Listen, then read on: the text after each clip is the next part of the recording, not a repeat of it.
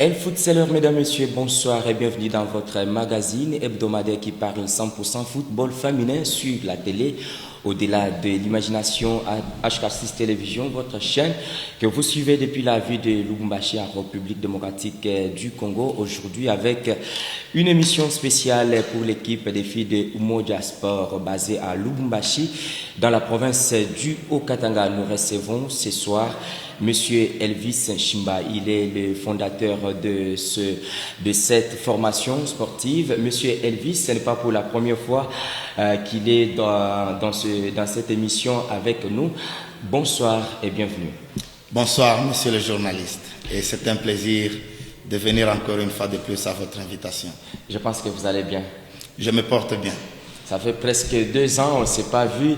On s'est demandé, est-ce que tout marche avec Umoja Sport? Pourriez-vous nous faire l'état des lieux de cette équipe de filles de Umoja Sport, l'évolution? Est-ce que la santé aussi, ça va? Alors, pour répondre à la question, pour savoir si tout marche avec Umoja Sport, je vais dire oui. Nous avons appris la résilience. Vous savez que ce n'est pas facile de lancer une ASBL dans un milieu comme le nôtre, dans un environnement francophone, où l'entrepreneuriat social est encore une découverte d'une manière ou d'une autre. Mais nous avons appris à résister et nous avons appris à nous adapter à la situation. Donc je vais dire que nous avançons très bien. Nous avons beaucoup d'ambition, non seulement pour les filles, mais également pour toute la communauté. Et actuellement, l'équipe se porte bien en général et l'équipe des filles se porte à merveille. Quelles sont les aspirations que vous avez pour les filles qui viennent jouer au foot dans cette équipe de Umoja Sport? La première question. Alors déjà, nous avons beaucoup d'aspirations pour les filles parce que nous sommes là pour elles, nous sommes là également pour toute la communauté. La première aspiration, c'est de donner la chance à ces filles à accéder à avoir un accès équitable au sport.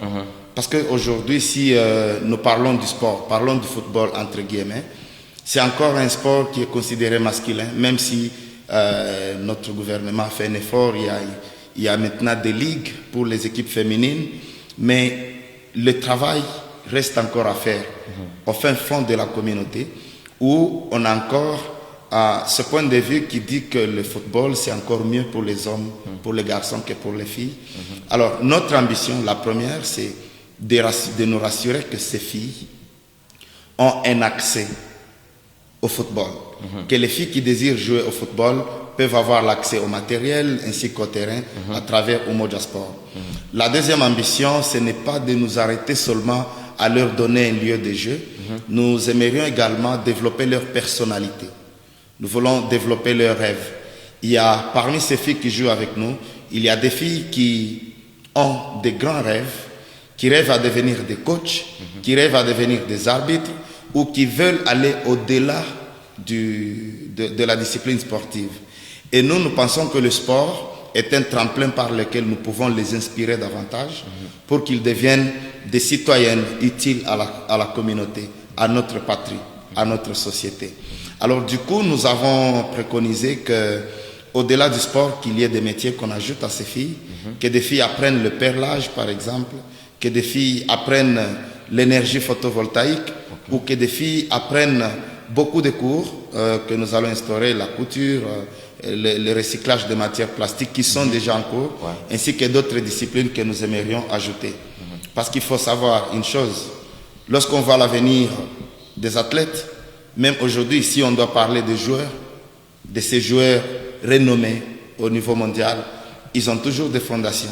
Ça veut dire qu'au-delà de dribbler le ballon, ils ont également du talent dans leur tête, qu'après la période du sport, ces gens doivent œuvrer autrement.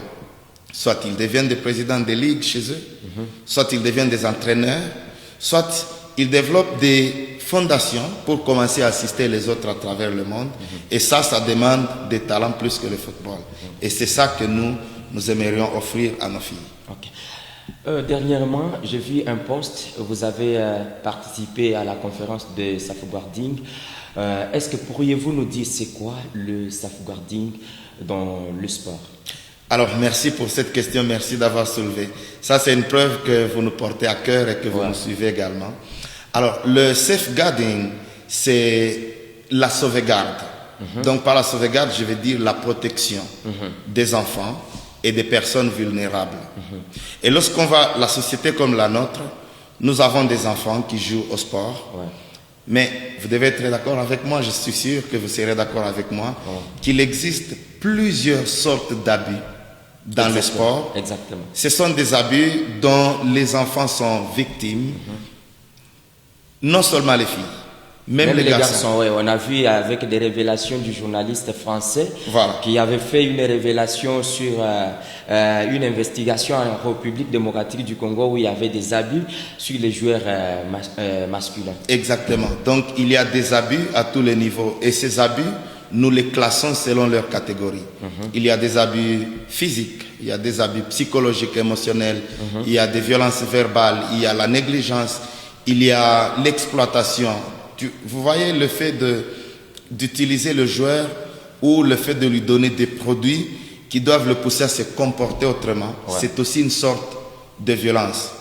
Alors, il y a eu une conférence mondiale à Cape Town en Afrique du Sud qui s'est tenue du 24 au 28. C'était là-bas? Oui, c'était à Cape Town. C'était une initiative de Safe Sport International, c'est une organisation de droit anglais, britannique, qui a déjà organisé 6 sommets ou 6 conférences. L'objectif est d'attirer une attention particulière sur la protection des athlètes, des organisations sportives ou des clubs, ainsi que des animateurs comme des coachs ou des gestionnaires des clubs, des managers des clubs et autres. Alors, c'est une conférence très capitale qui s'est tenue pour la toute première fois en Afrique. On l'a tenue partout ailleurs et puis avec l'avènement de la pandémie à coronavirus, ça a commencé à se tenir en ligne. Mais c'était la première fois qu'on l'a amené en Afrique et on a choisi Cape Town. Et je suis très honoré, j'ai été très honoré qu'on a invité Umoja Sport à participer à ces assises. Alors, si je peux partager un tout petit peu sur ce qui s'est passé à ce niveau-là, c'était des témoignages, c'était des discours encore inspirants, c'était des meilleures pratiques des gens qui ont partagé ce qu'ils font. Il y avait des gens qui ont fait des recherches pour comprendre le degré ou le niveau de la protection des athlètes et des organisations sportives à travers le monde. On a compris que c'est vraiment alarmant. Et je peux vous annoncer ici que le safeguarding va devenir une grande tendance comme l'égalité des genres est devenue il y a quelques années. Ça pourra être un point très capital pour les organisations sportives. Si ces organisations veulent être financées, il faudra à la longue avoir une politique de sauvegarde et des documents annexes comme les codes de conduite, comme la gestion des procédures de reportage ou alors la prévention des conflits. Il y a tellement de choses, il y a eu tellement de choses qu'on a appris, mais il y a eu également des choses que nous avons partagées au nom de la RDC, des histoires, des meilleures pratiques que nous faisons et aussi des défis auxquels nous faisons face dans la sauvegarde des jeunes au sein de Umoja Sport. Monsieur Elvis, nous avons tant de questions à vous poser aujourd'hui parce que cette émission est spécialement préparée aujourd'hui pour Umoja Sport. C'est quoi les avantages d'avoir ce système dans son club ou dans son école et quelles sont les conséquences qui peuvent en découler lorsqu'on manque les safeguarding dans son école ou dans son équipe? Alors, le monde est en train d'évoluer et nous sommes appelés à nous adapter à la réalité de ce monde. Les avantages d'avoir le safeguarding. Le safeguarding est un garde-fou. Il permet à ce que chaque personne qui entre ou qui intègre votre organisation sache ce qu'il doit faire et ce qu'il ne doit pas faire. Et qu'il s'adhère à cette politique avant même de signer son contrat. Pour nous, en Umoja Sport, c'est comme ça. Ils doivent adhérer à ça. Parce que si on a ces documents, ça fait un pas. Mais le plus important, c'est de former ces jeunes de former les staffs, mais les jeunes également. Les jeunes à savoir leurs droits et à savoir comment dénoncer les abus. Et au staff, aux coachs, aux encadreurs, à savoir ce qu'ils doivent faire pour garder le joueur en bon état de santé mentale, physique. Parce que lorsque les parents envoient les jeunes dans des organisations sportives, dans des clubs, c'est comme qui dirait, ils mandatent leurs responsabilités et ils leur donnent à ces encadreurs-là. Donc si vous venez dans une organisation sportive comme Umoja Sport, le coach, s'il doit avoir les enfants de 14h30 à 15h30 ou à 16h juste, il devient parent de ses enfants. Il doit leur donner les talents de football, mais il doit également veiller sur leur santé, leur bien-être, de manière intégrale. Alors les avantages d'avoir le safeguarding sont très nombreux, mais je vais en citer un, c'est de garder l'image, de garder une image propre, une image clean. Lorsqu'on a ces documents en place et que ces documents sont implémentés, les élèves sont en sécurité, les joueurs sont en sécurité, les coachs, les entraîneurs, les encadreurs sont en sécurité, le club ou l'organisation reste également en sécurité. C'est encore peut-être ici chez nous où cette matière est une découverte que l'on trouve que c'est pas un problème. Les gens ont tendance à banaliser. Ouais. Mais lorsque vous allez dans un autre monde, vous abusez sur les enfants, c'est toute l'organisation qui porte la responsabilité. Vous perdez le financement, vous perdez la confiance, vous perdez la crédibilité et vous perdez même les réseaux. Les gens vont se dire, là, on abuse, ils vous quittent. Là, on abuse, ils vous quittent. Ici, chez nous, on a encore de la chance parce que les gens n'ont pas encore découvert, les parents ne sont pas encore sensibles. Ouais. Mais attendez, d'ici 2 ans, 3 ans, 10 ans, la situation pourra changer. Donc, il est important que l'on puisse avoir des documents. Pour les gestionnaires des clubs, les présidents des clubs ou autres, ces documents sont une protection. Quand vous avez ces documents et que le coach a signé qu'il a accepté les termes ou la politique de sauvegarde de ses enfants et que le coach s'évertue à abuser d'un enfant et qu'il est surpris, il porte à lui seul la responsabilité. Parce que dans ces documents, il y a la procédure que le président va déclencher et tout le monde dira, le coach ou l'entraîneur prend la responsabilité. Et le club reste clean parce que le club va partager un rapport. Nous avons connu ça. Et voici ce que nous avons fait, voici la procédure. On a dénoncé et le monsieur, on l'a licencié. Ou le monsieur est sous un régime disciplinaire quelconque au sein de l'organisation, selon les règlements d'ordre intérieur que ce club ou cette organisation a. Donc c'est vraiment un document très important.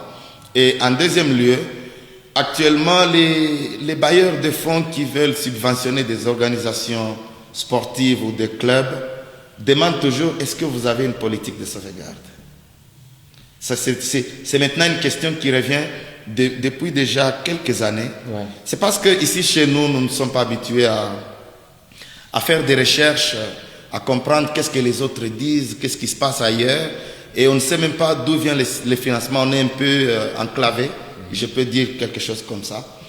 Mais nous qui essayons de chercher des actualités, des opportunités à l'extérieur du pays, c'est souvent une question qui revient. Et c'est ça d'ailleurs qui nous avait poussé à nous investir, à prendre ce cours avec l'UEFA, mais également avec d'autres organisations bien évoluées.